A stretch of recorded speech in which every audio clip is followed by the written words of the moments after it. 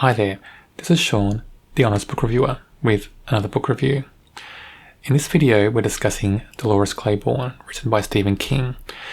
Now, it is a book that he wrote in the 90s, so it's quite a few years old, but I've wanted to reread all the Stephen King books that I've owned for some time. I've pulled them all off my shelf, and I'll go through each one soon, hopefully. And the first one that I chose to read is this one, Dolores Claiborne. This novel is not a horror novel, it's more a suspense thriller novel, so it's a bit of a different take for Stephen King, but he did a brilliant job in this novel, and it's a very short novel as well, about 300 pages in this version. But I think Stephen King managed to put so much in this novel and make it such a brilliant read. It's just amazing. I have seen the movie as well many years ago, and I wouldn't mind trying to get a copy of it again to watch, just to compare the two, to see what parts of the novel were incorporated into the movie and what parts weren't. But anyway, let's go and talk about this book, Dolores Claiborne by Stephen King. If we take a very high-level approach to this plot, it's quite simple. The main character, Dolores, is accused of murdering her employer, Vera.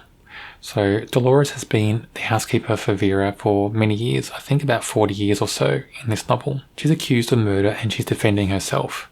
That's the main high-level plot of this story, because the whole novel is her confession and her defense of her actions, the defense of the accusation of murder of her employer, but also a confession to another murder. If we take a step down into one level lower, the plot is much more complex and there's much more going on. So much so I don't know how Stephen King could fit it all into 300 pages. It must have been a challenge to do that, and I'm just wondering how many drafts he went through. Did he really just go through and trim bits off here and there and concentrate chapters, get rid of some words and sentences? What did he do to get so much into 300 pages? This novel and her confession takes the reader to some really dark places. We deal with alcoholism, so Joe, her husband, is an alcoholic. We deal with spousal abuse. Joe would hit her, belittle her, at times yell at her, and we deal with molestation. Joe molesting their eldest daughter, and we see how Dolores finds that out and what she does to make it stop. So in these moments where we go to dark places, we also see some strength of character, and we see characters fighting to get out of that despair they feel in those moments and taking control and not enacting revenge per se, but just taking control and making those things stop. That's what we get in this novel as well. It's got so many different emotions and so many different threads running through this novel. The reader's kind of thrown about in so many different ways as well. It's quite an exhausting read. It's very intense. We have despair, depression, trauma, tragedy as well. But we also have hope and forgiveness as characters forgive themselves. We have revenge in some ways. We have strength. We have loyalty, compassion, friendship, all these different things in this novel. One key factor of this novel is the relationship between Vera and Dolores.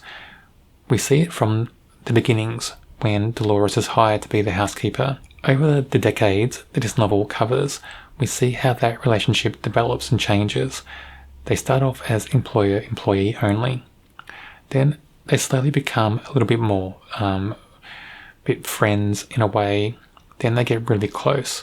And in Vera's later years, we see Dolores move in with Vera into her house and look after her still. I see them more as friends and companions than employer-employee. That's how I feel about these characters. And I think that's a really good thing Stephen King's done, and it's so believable in the way he's done it, because it's not just a jump from one to the other.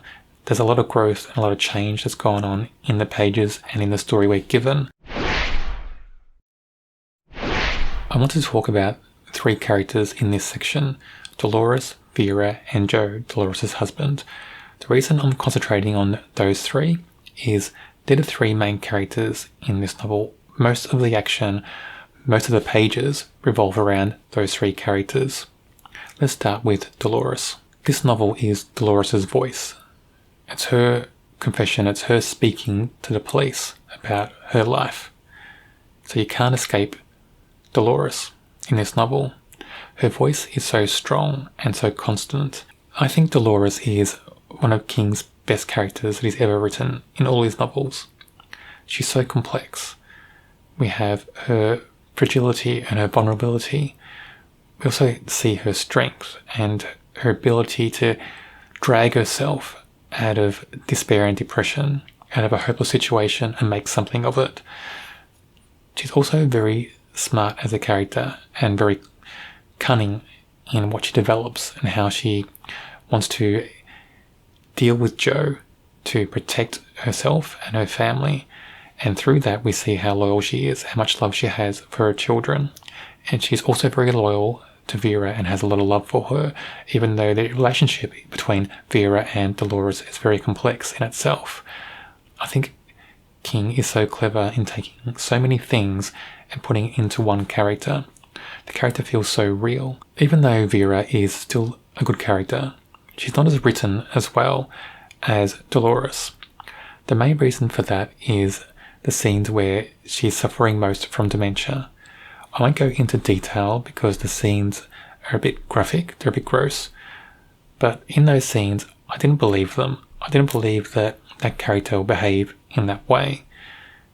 It just didn't seem constant for the character, and I think it was King's attempt to throw something in this novel that would make us cringe, because King thinks that we need to cringe in every book. That's the impression I get from him and his novels anyway. So in that way, it didn't work for me, and it made me not empathetic to Vera in later parts of the novel as well, even though in later parts of the novel and the rest of the novel, she was written very well, a lot better than those scenes that I didn't like. Joe is one of the most realistic villains I think that King has ever written. The reason for that is that he's human. He's a human being. He's not a supernatural creature. He's not coming from outer space. He's a person, and he's a person that does terrible things, and he's so happy to do them. It feels that he has no conscience. That's all the things we get from Joe, that he'll do awful things to his family and to his wife, but he feels happy about doing them. He feels okay with doing them. And I think they're the scariest villains in novels, that are real people doing terrible things without conscience, because it could be anybody you see down the street, really, couldn't it? It could be your next door neighbour doing these things that you don't know about. That's the real mastery in creating a character like this. And I wonder what authors go through when they create characters like this. Do they want to hold back a bit? Or do they say, well, no, I've got to create this character as an evil character, as a villain. I may as well make it as evil as I can. I think Stephen King done a great job. One of the best villains I think that he's written in any of his books. I can't say much more about this novel than I've already said. For 300 pages, Stephen King has managed to put so much into this novel and create characters that are really brilliant, so lifelike. Dolores and her husband Joe, two of the best characters I think that he's ever written. I rate this novel a 5 out of 5, which is no surprise.